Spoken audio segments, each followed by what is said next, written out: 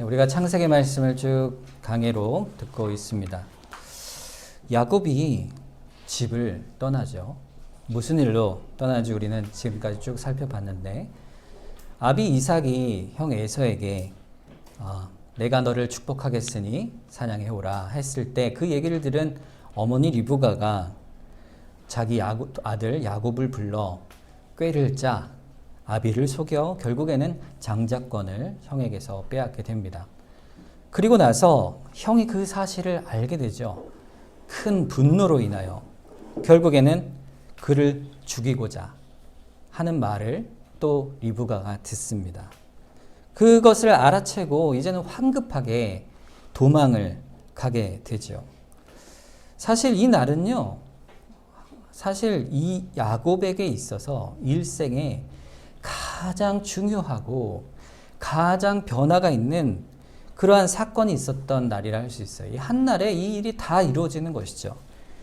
그러면서 급박하게 그가 변화하는 이 상황 속에서 결국 한날에 아버지의 축복을 받고 형 에서의 분노를 피하여 주랭랑을 치는 것입니다. 그 장면이 오늘 첫 장면이죠. 그래서 자기 아비 집이 있던 브엘세바를 떠나 자기 외삼촌 라반의 집이 있는 하란으로 이제 급히 도망을 치는 것입니다. 그런데 오늘 본문의 사건을 보면요, 이 도망하는 것으로 그가 잘 도망했다 이렇게 끝나지 않습니다. 오늘 본문에 보면 아주 특별한 하나님께서 주시는 놀라운 앞에 있었던 사건보다 더 놀라운 사건이 오늘 등장하죠. 그 고백이 나중에는 야곱에게 있어서 이것이 하나님의 집이요 하늘의 문이로다 하는 고백으로 이어지게 됩니다. 무슨 일이 있었을까요? 야곱이 브엘세바를 떠나서 하란을 가다가 이제 밤이 된 거죠. 한밤중이 돼서 한 곳에 머물러 그곳에서 이제 잠을 청하게 됩니다. 자, 그곳이 어디냐면 루스라는 곳이었어요, 원래. 근데 이 루스, 나중에 이제 베델이라는 곳이 됐는데, 이 베델에서 이 원래 이삭, 즉 아버지 집이 있던 브엘세바에서 이 베델까지의 거리는요, 약 한 90km 정도 되는 거리예요. 그러니까는 90km를 주랭랑을 치며 열심히 간 거죠. 그럼 얼마나 걸렸을 것 같으세요? 90km, 여러분 어느 정도면 가실 거예요? 자전거 타면 뭐 한 몇 시간이면 갈 것 같은데. 자, 사람이요 아주 빨리 걸어가면요 한 6km, 시속 6km 정도 나온대요. 그러니까 보통 걸으면 한 3, 4km 정도 된다고 합니다. 그러니까 빠른 걸음으로 도망하지 않았겠어요? 내내 도망하는데 6km를 시속으로 가면 90km니까 한 15시간 정도 쉬지 않고 가면, 그죠? 구보를 해서 가면 한 15시간 정도 갈 수 있는 거리예요. 그러니까 쉬지 않고 가면 한 15시간 빨리 가서, 근데 이제 사람이니까 그렇게 계속 갈 수는 없겠죠. 그러니까 뭐 한 20시간에서 하루 정도의 거리를 갔을 것입니다. 아마 멈추지 않고 형이 쫓아오지 않을까 두려워 아마 젠걸음으로 열심히 도망을 갔을 거예요. 그러다가 밤을 맞이한 것이죠. 이제 몸은 지쳤습니다. 마음도 지치고 이제 뭐 자기 하나 넉넉히 챙겨올 거 없이 그냥 보찜 하나 쥐고 열심히 도망하였으니 가진 것도 없고 서럽고 두렵고 지친 마음뿐이었겠죠. 이거 야곱의 심정이 어땠겠어요? 언제 내가 늙은 아버지와 어머니를 뵈러 다시 집으로 돌아갈 수 있을까? 또 그 먼 길, 삼촌의 집으로 가는 먼 길이 자그마치 800km인데 그 먼 길을 내가 무사히 외삼촌 집까지 갈 수가 있을까? 또 과연 내가 돌아올 때까지 안전히 있을 수 있을까? 그 집에서 그렇게 멀리 떠나본 적이 없던 야곱은 그 마음에 말할 수 없는 처량함과 두려움과 외로움이 또 고달픔이 그 마음에 사무쳤을 것이에요. 잠언서 27장 8절에 보면 고향을 떠나 유리하는 사람은 보금자리를 떠나 떠도는 새와 같다 그랬어요. 마치 새와 같지 않았겠습니까? 마치 떠도는 새처럼, 한 마리 새처럼 그 마음이 처량하고 갈 곳 없이 처량한 인생처럼 느껴졌을 거예요. 사실 야곱이 바랬던 건 딱 한 가지죠. 뭐였습니까? 오직 하나님의 복, 즉 하나님이 주시는 아브라함 때부터 주신 그 하나님 나라의 복이 그토록 야곱이 사모하던 것이었어요. 그래서 그렇게 속이기까지 그 복을 이삭에게 받길 원했던 것이죠. 그거 하나뿐인데 하나님이 함께 하시고 내가 이름을 창대케 하고 너를 번성하게 하고 복의 근원이 되게 하겠다 하신 그 복, 그것 하나만을 사모하고 그것을 바랬을 뿐인데 내가 지금 참 처량한 신세가 되었구나. 내가 이제 생사를 알 수 없는 이 길에 노숙을 하고 있구나. 자, 그런데 여러분 우리가 볼 때는 어떻습니까? 야곱이 지금 당하는 일들이 자초한 일이에요? 아니면 하나님이 주시는 그런 괜히 주시는 벌입니까? 아니잖아요. 그 자초한 일이죠. 그 모든 일이 자초한 일이었어요. 사실 아버지가 형 에서에게 축복을 한다 할지언정 하나님께서는 이미 어머니 리브가를 통해서 야곱에게 하나님이 그 복을 주실 것을 이미 작정하셨음을 드러내 나타내 보이셨잖아요. 그러면 그 약속을 야곱도 어머니 리브가도 믿고 하나님께서 작정한 바를 내가 이렇게 아는데 우리가 이 상황 속에서 어떻게 해야겠습니까? 하나님 앞에 묻고 엎드려 기도하고 주님의 일하심을 바라봐야 되죠. 우리는 주님의 일하실 틈을 드려야 되는 것이에요. 사실 기도한다는 게 뭘까요? 여러분 기도를 하시잖아요. 여러분이 기도를 할 때요. 그 기도는요. 사실 하나님이 일하시는 틈을 드리는 거예요. 여러분 이건 굉장히 중요한 것입니다. 내 생각에 이렇게 해버리면 되겠다 하고 내 생각 속에 답이 이미 나왔는데 그 답을 실행하기 전에 잠깐 이건 내 생각이지 하나님이 원하시는 것일까? 그때 멈추는 것입니다. 그리고 뒤로 물러나 기도하는 시간을 갖는 거예요. 하나님이 일하실 시간을 드리는 것. 뭐 우리가 드리지 않는다고 안 하시는 하나님이 아니시지만 신자의 자세가 그런 것입니다. 하나님이 그렇게 일하실 시간을 드려야 되는데 야곱이 그러질 않았잖아요. 자기 생각의 방법을 찾아 그 방법대로 일을 해버리는 거예요. 그것이 바로 세상의 가치입니다. 세상은요, 자기가 옳은 대로 자기 삶의 방식이 옳다, 맞다, 합리적이다. 이렇게 생각하고 자기의 수단과 꾀로 살아가는 것이에요. 전혀 하나님이 개입할 틈이 없는 것이죠. 에서야말로 그런 삶을 살았고 지금 야곱도 또 어미 리브가 또 눈이 멀었던 이삭도 다 그랬던 것이었죠. 여기 모두 넘어져 간 것이에요. 신자는 어찌 하나님께 나아가야 할까요?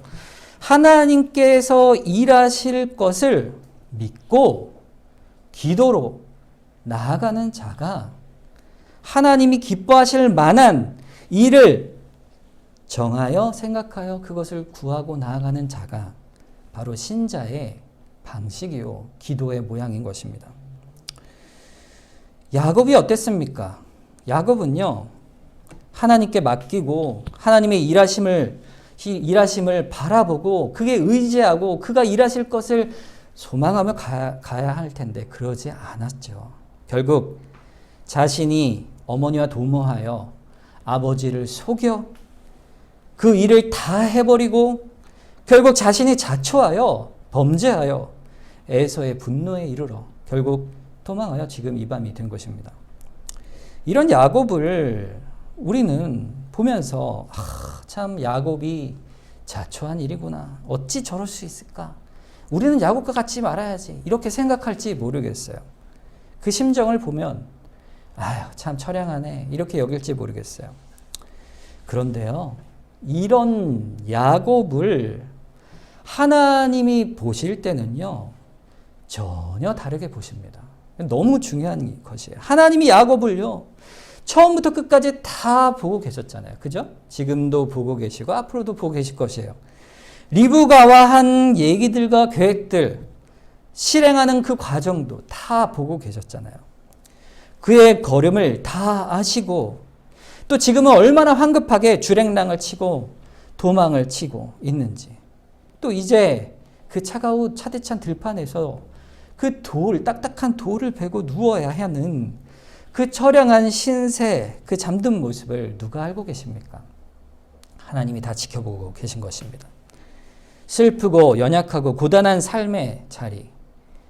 그런데 하나님은요, 그 야곱의 실수와 하나님의 일할 기회를 드리지 않고 자기 마음대로 행했던, 주 앞에 기도하지 않았던 그러한 야곱을 향해 그의 죄된 선택도 다 아시는 하나님께서 오늘 본문에 그 야곱의 허물을 다 덮어버리십니다. 하나님께서는 야곱의 허물을 마치 없는 것처럼, 모르시는 것처럼 말할 수 없는 큰 은혜와 긍휼로 야곱에게 다가와 그의 꿈속에 나타나 말씀하시고 계신 것이죠. 하나님의 놀라운 은혜가 여기서 드러나게 됩니다. 여러분, 그 꿈의 환상을 한번 상상을 해보세요. 오늘 본문에 보니까 그가 잠을 자는데 그가 자는 곳에서부터 땅에 하늘까지 사닥다리가 쭉 서 있는 거예요. 여러분, 아무것도 없는데 사닥다리가 서 있을 수 없죠. 그러니까 이거 꿈이니까 바닥에서 하늘의 그 높은 곳까지 사다리가 쫙 뻗어 있는 거예요. 근데 그 사다리가 딱 보니까 천사들이, 하나님의 사자죠, 천사들이 위에서 내리락 오르락 하며 천사들이 오르고 있는데 그 꼭대기 위엔 누가 계신 것이죠? 하나님의 보호자가 있는 거예요. 하나님의 그곳에서 서서 누구를 바라보고 계십니까? 그 처량한 인생 속에 있는 야곱을 바라보고 계신 것이에요. 너무 놀라운 은혜죠. 여러분, 하나님 보고 싶지 않으세요? 대열이가 며칠 전에 저한테 하나님이 어떻게 생기셨어요? 예수님 어떻게 생기셨어요? 물어보고 자기 천국을 꼭 가보고 싶대요. 빨리. 자기는 빨리 천국에 가보고 싶대요. 예수님 만나고 싶다고 그러더라고요. 여러분, 나도 주님을 한번 뵙고 싶습니다. 이런 생각 해본 적 없으세요? 꿈에라도 주께서 이렇게 딱 이렇게 나타나셔서 내가 너를 사랑한다 이렇게 한마디만 해주시면 내가 믿음이 확 자랄 것 같은데, 어릴 때 그런 생각 되게 많이 했는데, 자, 꿈에라도 보여주시옵소서 그래서 막 그런 기도도 막 옛날에 많이 했었는데, 자, 그런데 그 사실 이 일이 야곱에게 일어난 것입니다. 여러분, 성경에 보면요, 이 천국에 갔다 온 분들이 몇 분 계세요. 천국을 직접 본 분들. 사도 바울이 3층 천을 다녀왔죠. 또 사도 요한계시록을 통해, 환상을 통해 하나님께서 하나님 나라를 보여주셨어요. 자, 그런데 우리에겐 그렇게 보여주시진 않죠. 다른 방식으로 나타내 보이시지만, 자, 그럼 야곱이 그 꿈속이지만 너무너무 하나님을 만났을 때 너무 벅찼을 거예요. 왜 그랬을까요? 야곱이요, 그 길을 가다가 이 꿈을 깨고 나서 뭐라고 얘기하냐면, 아, 이곳에도 하나님이 계시는구나. 내가 몰랐습니다. 이렇게 고백을 해요. 그게 무슨 말입니까? 이 하나님께서 복을 주실 때 아버지 집에, 즉 교회죠. 지난주에 말씀드렸던 아버지 집이 교회인데 그 예배하고 함께 예배하던 그곳에 하나님이 계셨음을 알았지만, 나 홀로 이 먼 길을 외로이 처량히 가는 이 길 속에 하나님이 계시는구나. 그걸 깨달은 거예요. 무엇을 통해서? 이 꿈을 통해서.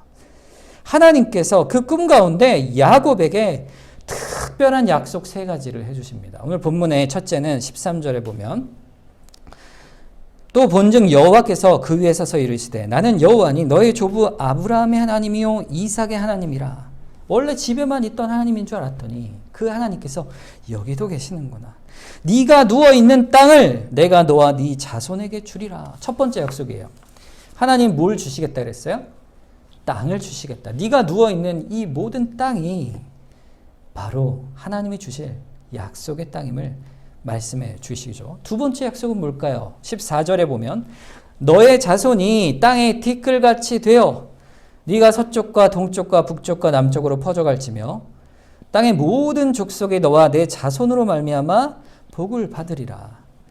먼저는 자손의 번성으로 퍼져나갈 것을 약속하세요. 하나님이 그 자손이 번성해 갈 것이다. 민족을 이룰 것이다. 이어서 그들이 살 땅을 주시되 그들을 통하여 어떻게 한다고요? 그들이 번성한 그들을 통하여 모든 족속이 복을 받을 것이라. 바로 그들을 통하여 복이 전파될 것을, 복의 근원이 될 것을, 즉 중보자적 역할을 할 것을 말씀하고 계세요.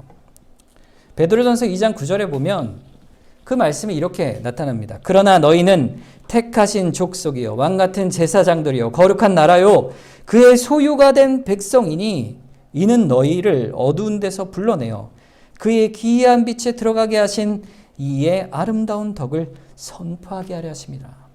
우리가 있는 이 땅에서 하나님이 우리를 불러내셔서 주의 소유로 삼으셔서 우리를 빛 가운데 두시고 하나님 나라의 덕을 복음을 선포하게 하시겠다. 하나님께서 우리에게 그것을 복을 동일한 복을 부어주고 계신 것입니다. 복의 근원이 될 것이라. 야곱의 후손들이 그러면 도대체 어떻게 그들로 인하여 모든 민족이 복을 받을 수 있고 이 하나님이 주신 복을 받을 수가 있을까요? 그것은요 15절의 첫 부분에 나와요. 뭡니까? 내가 너와 함께 있어 이거예요. 내가 너와 함께 있느니라. 여러분 우리가 복의 근원이 될 것이라 하나님이 약속하셨는데 사실 그 복의 근원인 우리의 근원이 누구세요? 하나님이시죠. 하나님께서 내가 너와 함께 하겠다 하신 하나님이 계시기 때문에 우리가 복의 근원이 될 수가 있는 것입니다. 여기서 우리는 아주 중요한 사실 한 가지를 깨닫게 돼요. 여러분 우리 인생을 살아가는 동안에 우리가 누구와 함께 있다? 하나님과 함께 있다. 그래서 오늘 본문에 야곱이 뭐라고 고백합니까? 이곳이 하나님의 집이라 그랬어요. 하나님의 집이란 말이 뭡니까? 하나님이 거처하시는, 사시는 곳이란 뜻이에요. 하나님이 사시는 곳이 어디예요? 여러분? 하나님이 안 계신 곳이 없죠, 사실은. 어디든 다 계십니다. 그런데 왜 굳이 하나님께서 야곱이 이곳이 하나님의 집이라 고백을 했을까요? 그것은 하나님께서 내가 알고 있던 그 우리 집, 우리 교회 거기만 하나님이 계시는 것처럼 생각을 했으나 세상 가운데 하나님이 안 계시는 것 같았는데 내가 가는 곳마다 성령께서 또 하나님께서 나를 함께하여 주시는구나. 그 사실을 고백하는 것이 이것이 하나님의 집, 즉 베델입니다 라고 고백하는 것이에요. 그러니까 우리가 있는 그곳이 어디예요? 하나님의 집이죠. 그러니까 내가 있는 곳에서 하나님이 드러나는 것이 바로 복된 인생이다. 이렇게 말씀하는 거예요. 나의 직장에서나 나의 가정에서나 나의 삶의 터전에서 하나님이 우리 교회에만 예배할 때만 하나님이 함께 하시는 게 아니라 우리가 있는 모든 상황 속에서 하나님이 함께 하심을 말합니다. 15절 뒤에 보면 네가 어디로 가든지 너를 지키며 너를 이끌어 이 땅으로 돌아오게 할지라. 내가 내게 허락한 것을 다 이루기까지 너를 떠나지 아니하리라 하신지라. 이게 무슨 약속이에요? 내가 너와 동행하겠다는 약속이에요. 동행.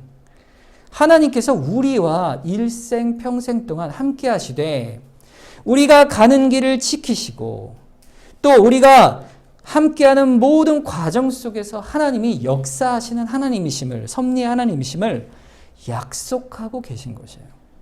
반드시 내가 너를 돌아오게 하겠다.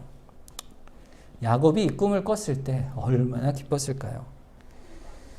그 길, 험난한 길 가운데서, 도망길 가운데서도 하나님이 진정 함께 하시는구나. 야곱이 더 이상 외롭지 않았을 것입니다. 이제 새로운 마음이 그 안에 든든히 섰을 것이에요. 하나님의 은혜를 체험하고 경험하니 그의 삶이 바뀌어져 갔을 것이에요. 그날이 바로 베델의 날이었어요.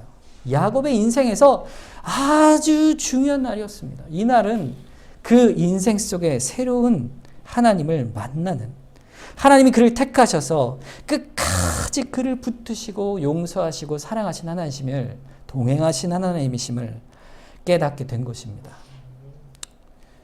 사실 이 꿈은요, 야곱으로 상징되는 이 약속과 꿈의 모습은요, 사실 모든 성도들을 향한 하나님의 뜻을 보여주는 상징적인 모습, 환상이었어요.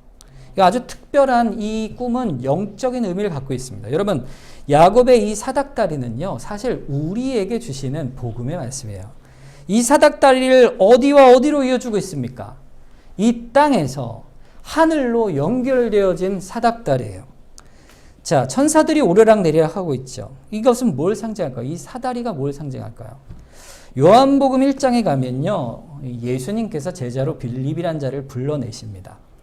이 빌립이요, 자기 동네에 사는 나다나엘이라는 친구에게 가서 구주가 오셨다, 그 메시아 그리스도께서 그분 예수시라, 이렇게 그에게 증거를 합니다. 그랬더니 나다나엘이 이 나사렛이란 동네에 무슨 구주가 나겠느냐 이러면서 그가 그것을 믿지 않으려 합니다.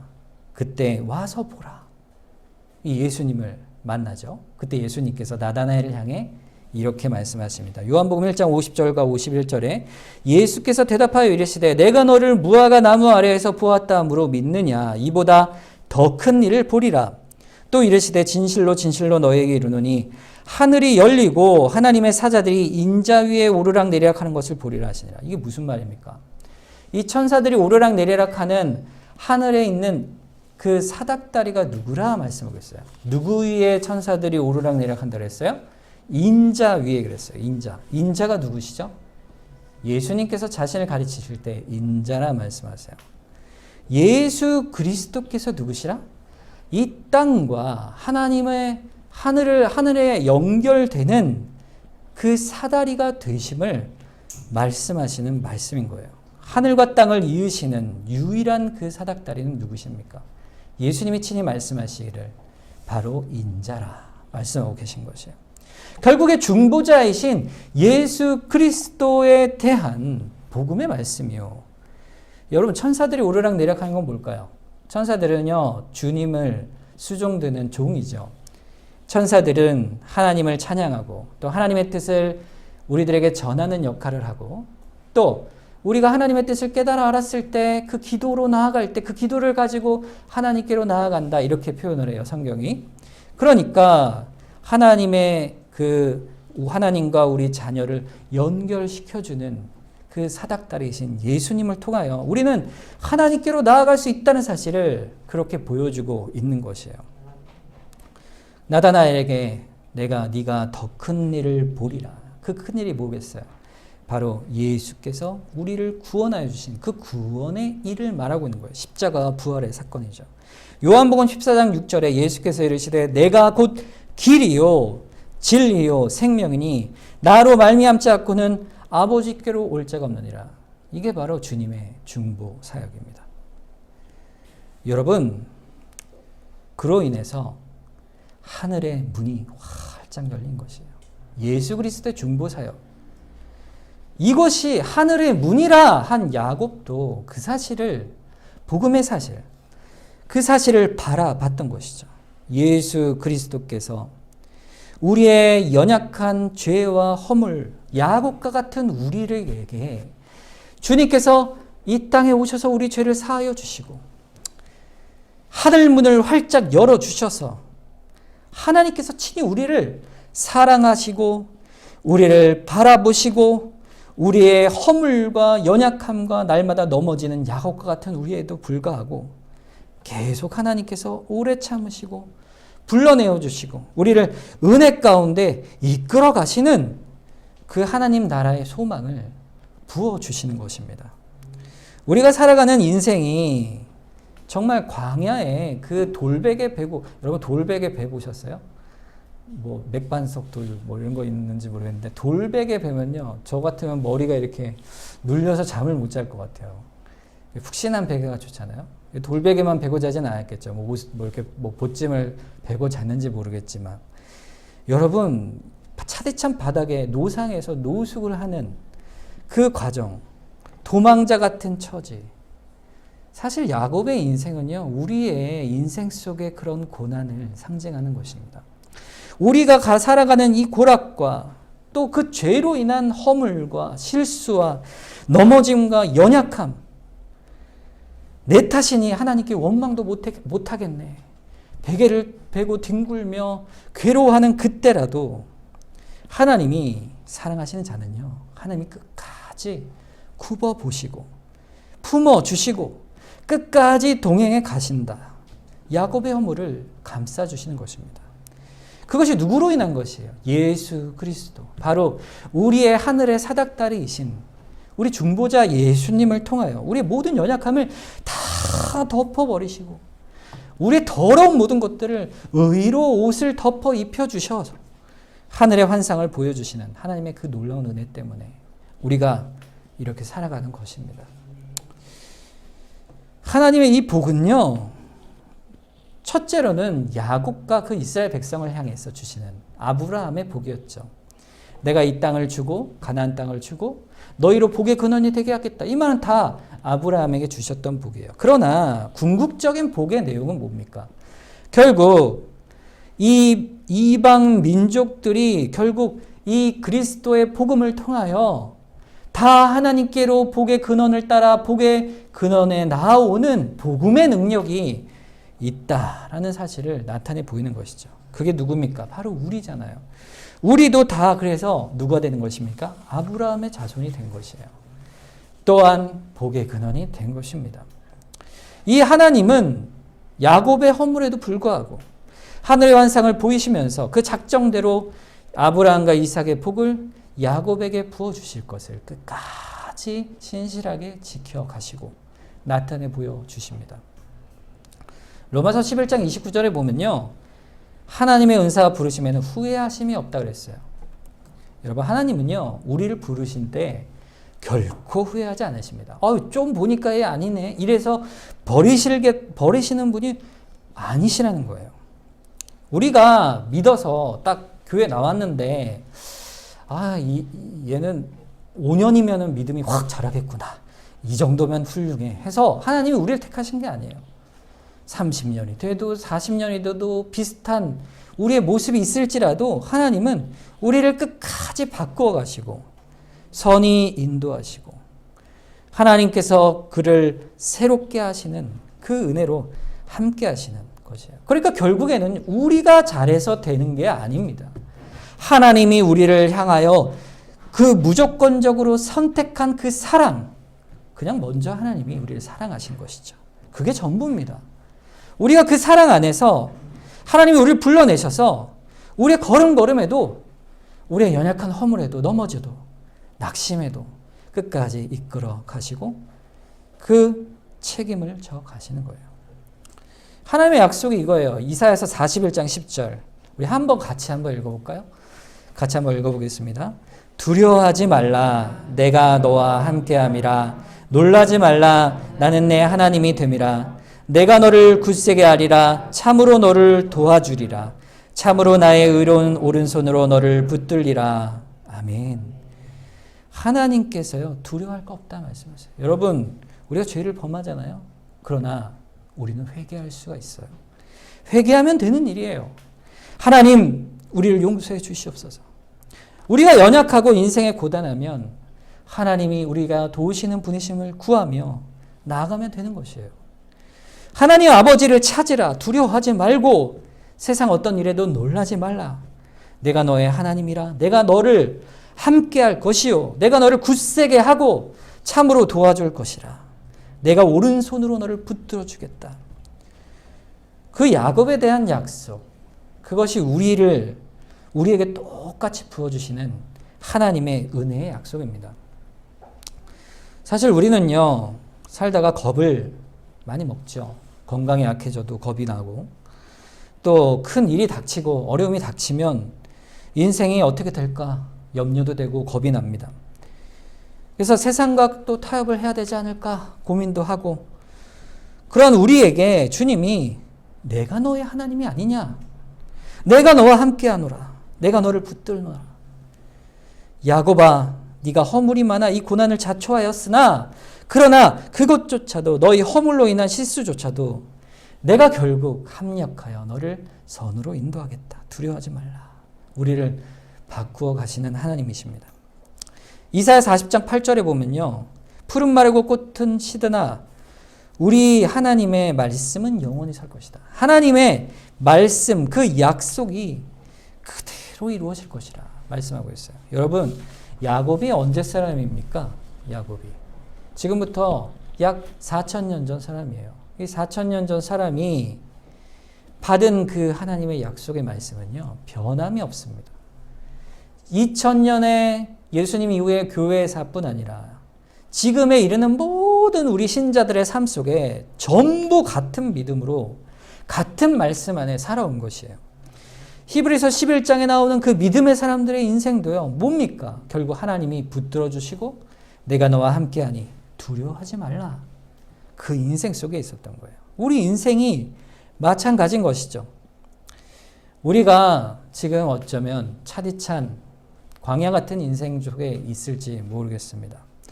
이 돌베개를 펴고 외로이 처량에 누워있는 우리 모습일지 모르겠어요. 그런데 이런 우리에게 하나님은 아버지 되셔서 우리에게 약속해 주시는 것이죠. 예수 그리스도 안에서 하나님의 자녀된 우리에게 내가 너와 함께 하겠다. 내가 너와 동행하겠다. 약속해 주시는 것입니다. 야곱이 이 말을 듣고 꿈에서 깼습니다. 자, 야곱이 어떤 반응을 보였을까요?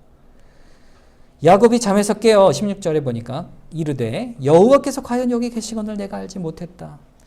어느 곳에서든 함께 하심을 깨닫고 알아. 아, 하나님이 나와 함께 하시는구나. 베델이라 하나님의 집이라 고백하게 되죠. 이 특별한 약속 속에서 그가 반응한 것이요. 참 이상합니다. 17절을 보세요. 이에 두려워하여 이르되 두렵도다. 이것은 다름 아닌 하나님의 집이요 이는 하늘의 문이로다. 여러분, 이 야곱이요, 이 꿈을 꿨으면요, 춤을 추고 기뻐하고, 야, 내가 어딜 가든 하나님 함께 하시네, 야, 좋다, 이렇게 하기도 벅찰 텐데, 지금 이거 갑자기 뭐라고 말하고 있어요? 하나님의 그 임재 앞에 두렵도다, 두려워하고 있어요. 이 두려움은 뭘까요? 이 두려움이 도대체 어떤 것일까요? 하나님을 향한, 하나님이 친히 이 만나시는 이 임재 앞에 경외하는 마음이 들기 시작하는 것이에요. 거룩을, 하나님의 거룩하심을 지금 야곱이 직접 경험한 것입니다. 여러분, 야곱이 경험한 그 거룩함은요, 어떻게 사람을 바꿀까요? 여러분, 신자가 하나님을 진정으로 알아가고 하나님을 깨달아가고 그의 임재하심을 깨달아갈 때 신자는 어떻게 변할까요? 신자는요, 하나님의 은혜를 입으면 방종하지 않습니다. 신자는 하나님의 은혜를 받으면 어떤 사람들은 막 자기 자유롭게 은혜 가운데 마음대로 살아갈 수 있다 얘기하지만 절대 그렇지 않아요. 하나님의 은혜를 깨달으면, 하나님의 은혜를 만나고 하나님을 만나면 은혜를 깨달아 거룩한 사람으로 세워져 가게 돼 있어요. 거룩을 만난 사람은 절대 방종하지 못합니다.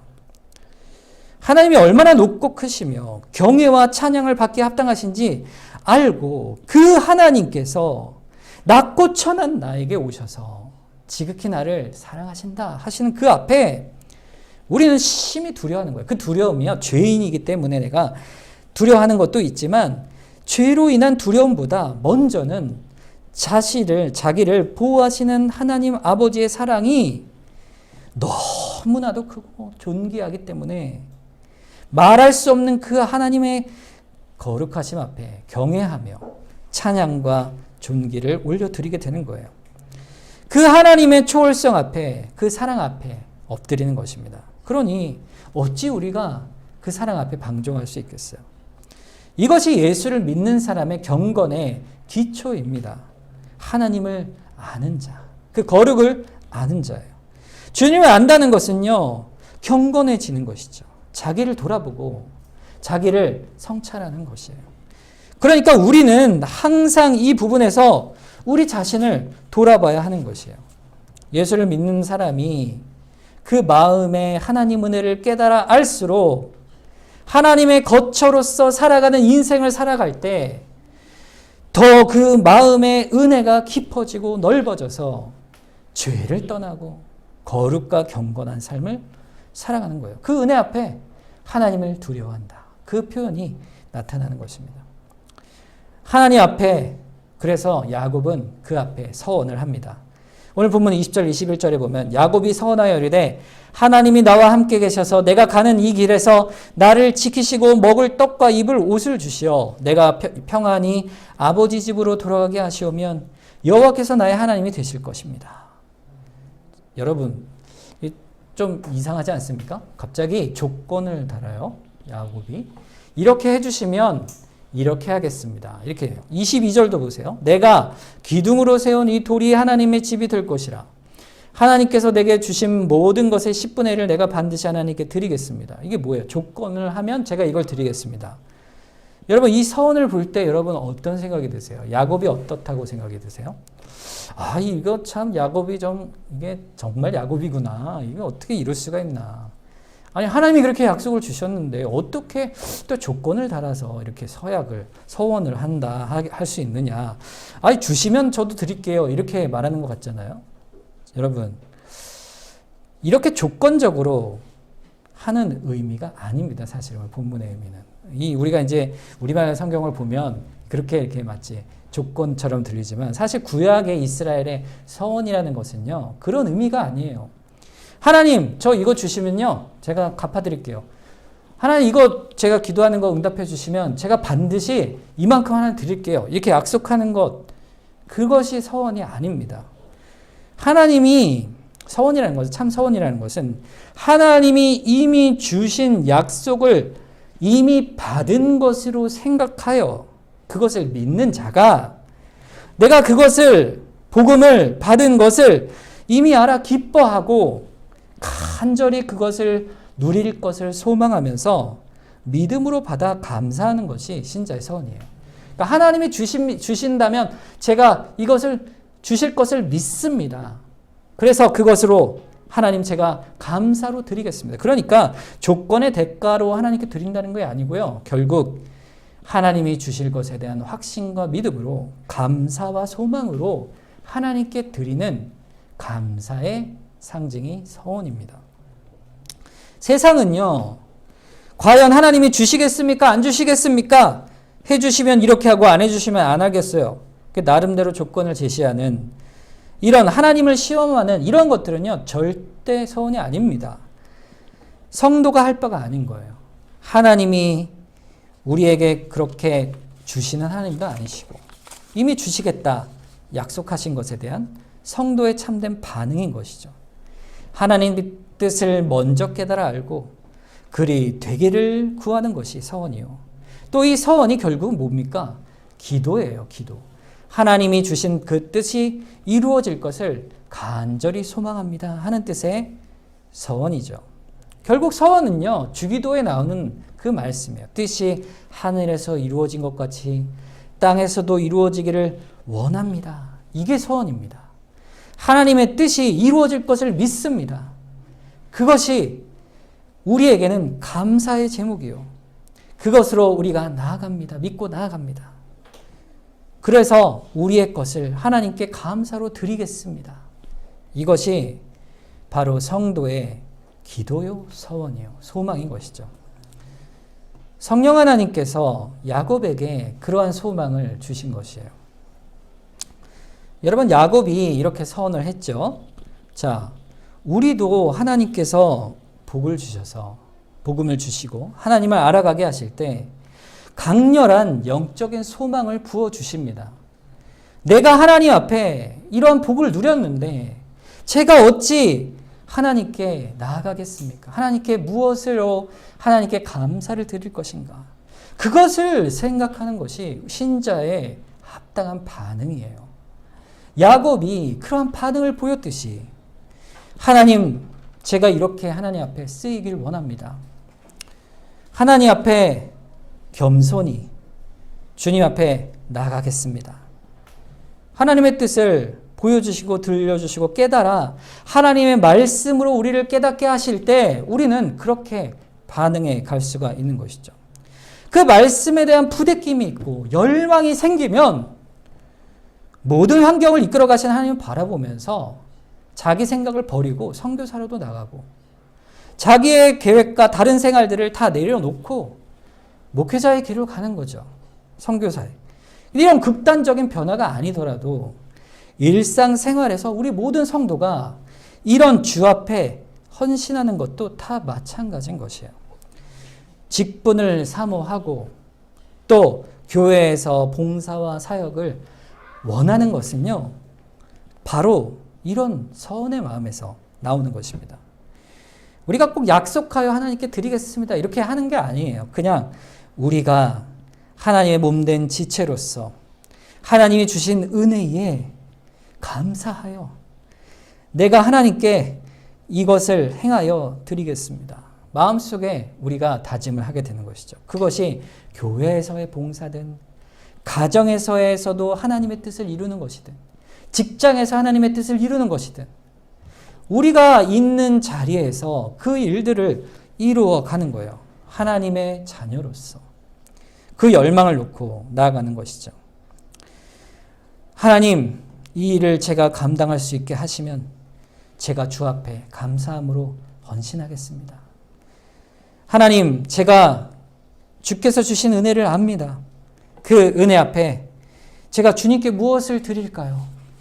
제가 무엇으로 주님께 나아갈까요?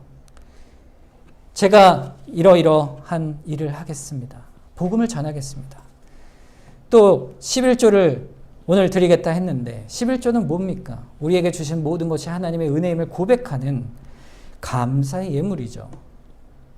그의 인생도 시간도 그의 물질도 그의 은사도, 사실 은사라는 것은요, 자기를 위한 것이 아니에요. 여러분이 가진 은사들이 있죠? 자기를 위한 것이 아니라 서로를 돌아보기 위하여 하나님께 주신 은혜입니다. 그것을 가지고 내가 주께 드리는 것, 내가 가진 헌신을 가지고 하나님께 드리겠습니다. 그것이 우리 인생의 모습이요, 11조인 것이죠. 야곱이 이 헌신으로 이 선을 하는 야곱이 이제는 더 이상 지쳐서 차가운 들판에 돌베개를 베고자 한 그런 야곱이 아니에요. 이제는 꿈에서 깨어난 야곱은 이제 주께 더 나아가기 원합니다. 아까 제가 우리가 찬송했잖아요. 그 찬양으로 나아가길 원합니다. 이젠 도망자요, 그 처량한 신세에 죄와 허물에 낙심한 야곱이 아니라 이제는 하나님 앞에 살아있는 야곱, 생명이 있는 야곱, 새로운 야곱이 된 것이에요. 두려울 것이 없는 야곱이 된 것이죠. 고린도서 5장 17절에 보면 그런즉 누구든지 그리스도 안에 있으면 새로운 피조물이라 이전 것은 지나갔으니 보라 새 것이 되었도다 말씀합니다. 우리 인생의 한 걸음 한 걸음 속에 하나님께서 우리를 하나님 나라로 가는 그 나그네 인생 속에서 날마다 새롭게 하여 주시는 것이에요. 우리의 삶 가운데 두려워하고 낙심하지 말 이유가 거기에 있는 것이에요. 고린도서 4장 16절에서 18절에 보면 그러므로 우리가 낙심하지 아니하노니 우리의 겉사람은 낡아지나 우리의 속사람은 새로워지도다. 우리가 잠시 받는 환난에 경한 것이 지극히 크고 영원한 영광에 충한 것을 우리에게 이루게 함이니 우리가 주목하는 것은 보이는 것이 아니요 보이지 않는 것이니 보이는 것은 잠깐이요 보이지 않는 것은 영원함이라. 그 보이지 않는 것이 무엇입니까? 하나님께서 우리와 함께 하시는 것이다. 우리 인생 속에 어떠한 상황 속에서도 우리는 고백하는 거예요. 우리는 하나님의 은혜 가운데 있다. 하나님이 우리 함께 하시니 우리가 하나님의 집이요 성전이라. 하나님께서 주신 그 은혜 안에 내가 살아갑니다. 새 사람을 만들어 주신 그 은혜 안에 주의 은혜 가운데 살겠습니다. 주님 앞에 회개하고 주님을 의지하고 그 부대낌 앞에 하나님 앞에 돌아와 하나님의 일할 시간과 하나님의 뜻을 드리면서 기쁨과 소망 가운데 그 은혜를 맛보며 살아가는 것, 그것이 하나님이 주시는 인생의 복이라 할 수 있는 것이죠. 여러분, 야곱은요 이제부터 고난의 인생을 계속 가지만 그 인생 속에 하나님께서 야곱에게 주시는 그 복들이 드러나게 됩니다. 우리 인생도 그렇죠. 우리도 하나님께서 붙드시고 통행하시고 함께 하시는 하나님이시죠. 우리가 어떻게 하나님께 나아갈 것인가 한 번 더 깊이 생각하면서 주님이 하실 그 틈을 드리고 기도로 의지하며 또 하나님께서 우리를 새롭게 하시는 그 은혜 가운데 주께 서원하여 주께 드리겠습니다. 감사함으로 나아가는 우리 인생이 되기를 원하는 것입니다.